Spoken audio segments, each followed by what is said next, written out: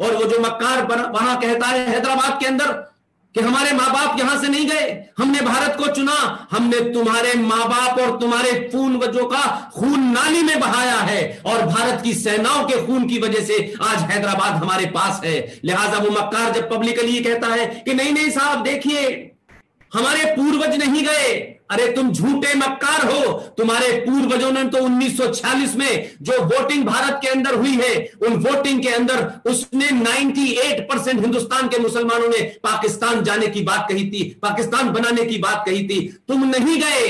ये तो शुक्र करो उस पटेल का जिस पटेल की धरती से दिल्ली में बैठा हुआ एक और पटेल बैठा हुआ है, उसका शुक्र करो कि उसने ऑपरेशन पोलो चलाया और ऑपरेशन पोलो चलाने के बाद जो लोग हैदराबाद को पाकिस्तान ले जाना चाहते थे उनको इतनी पिटाई की कि जो उनका लीडर था रिजवी, उसने हाथ जोड़ के पटेल से कहा मुझे जेल में डाल दो और 2 साल बाद उसने कहा मुझे निकाल दो और पाकिस्तान भेज दो।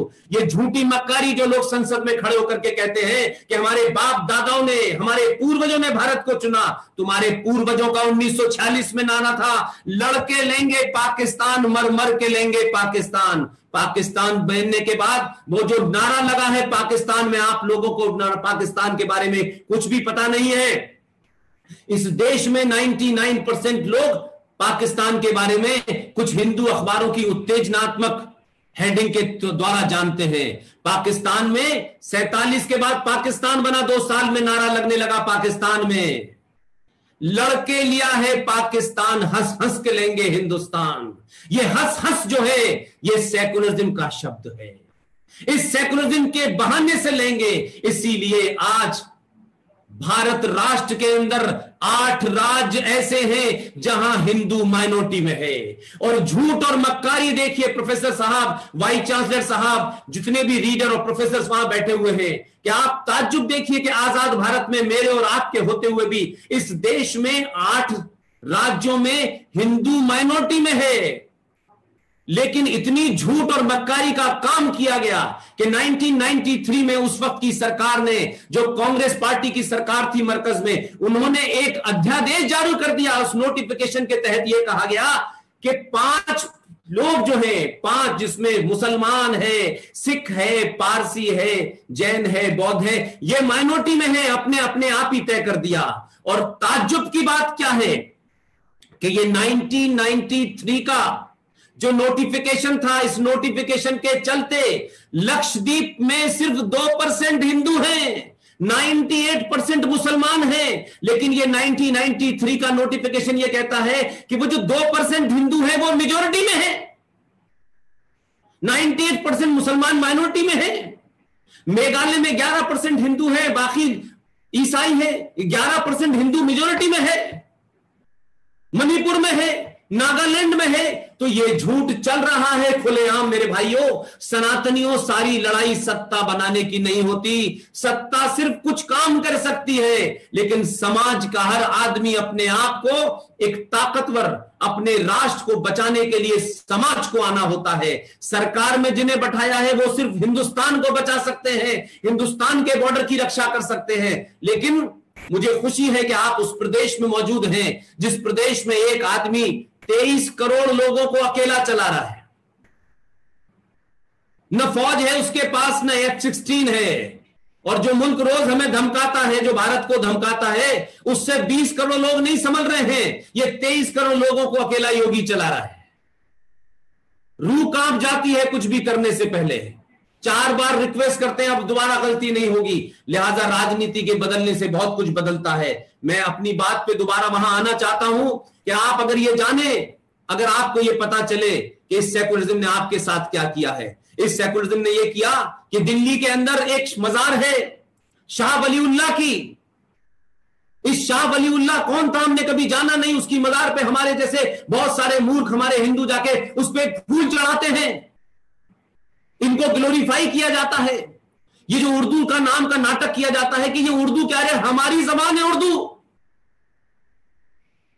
संस्कृत और हिंदी से सारे शब्द जोड़ करके कहते हो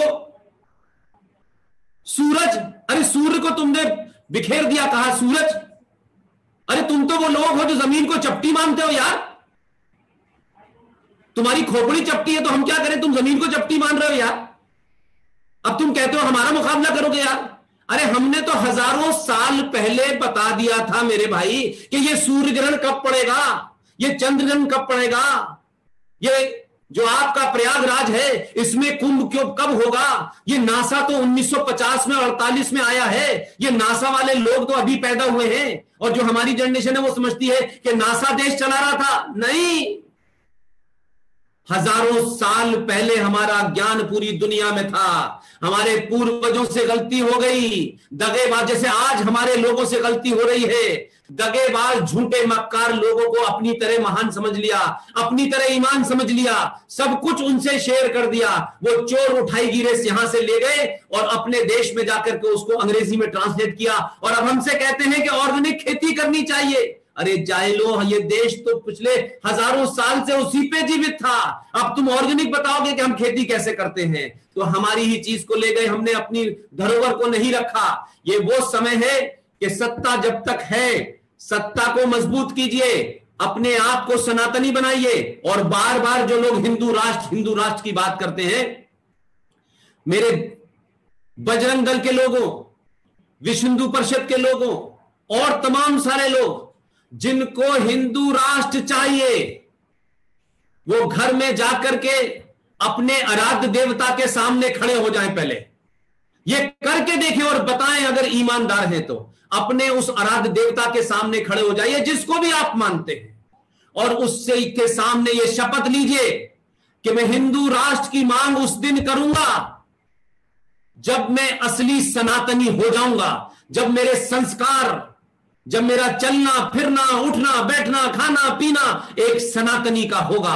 मैं सनातन की तरह सच बोलूंगा, कोई लालच नहीं होगा, कोई बड़े से बड़ा आदमी मुझे नहीं खरीद सकता है। मैं सनातनी हूं, सनातनी ही मरूंगा। जिस दिन वो ये प्रण ले ले और उसका मन ये कहने लगे कि तू सनातनी हो गया है, उस दिन हिंदू राष्ट्र अपने आप बन जाएगा। सनातनी अपनी सभ्यता की तरफ लौटे, आप अपनी संस्कृति की तरफ लौटे। ये बौने, ये छोटे भाई का पजामा बड़े भाई का कुर्ता पहने हुए ये जो घूम रहे हैं, ये डरा रहे हैं आपको।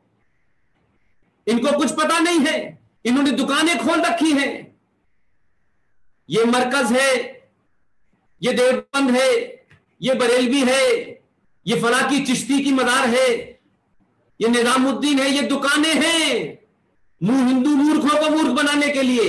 जब प्रॉफिट मोहम्मद साहब ने यह कहा कि मेरी कब्र नहीं होगी और किसी की पूजा नहीं होगी, किसी की मूर्ति खड़ी हो या लेटी हो, तो फिर ये चिश्ती साहब की मजार पे क्या करने जा रहे हैं। वो मोहम्मद साहब की मजार तो नहीं है, वो अल्लाह की मजार तो नहीं है, वो अबू बकर की मजार तो नहीं है, वो बीबी फातिमा की मजार तो नहीं है, वो आयशा जो 6-7 साल की थी, जो उनके शौहर प्रॉफिट मोहम्मद साहब थे, उनकी मजार तो नहीं है।